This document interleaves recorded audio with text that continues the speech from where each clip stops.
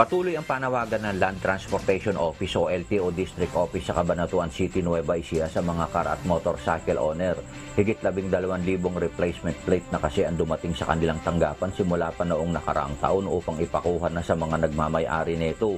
Ayon kay Cabanatuan City Land Transportation Office Head Rosalie Escuadro, nasa 5% pa lamang ang nai-release ng kanilang tanggapan dahil hanggang sa ngayon ay bibihira ang nagpapalo up at kumukuha ng mga bagong plaka. Kaya't napakahalagaan niya na ito'y maipagbigay alam sa mga matagal nang naghihintay ng kanilang bagong plaka upang kanila nang makuha at makaiwas sa perwisyo at abala sa hinaharap.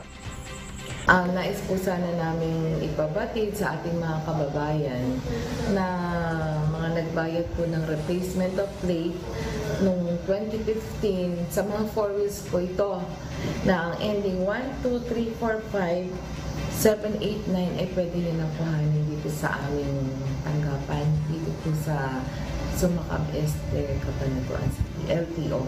Samantala, dagdag pa ng ahensya na ang mga nagparehistro naman ng kanilang motorsiklo noong taong 2019 hanggang sa kasalukuyan ay maaari na rin nilang makuha sa kanilang dealer ang mga bagong plaka kung saan nila inilabas o nabili ang kanilang motorsiklo.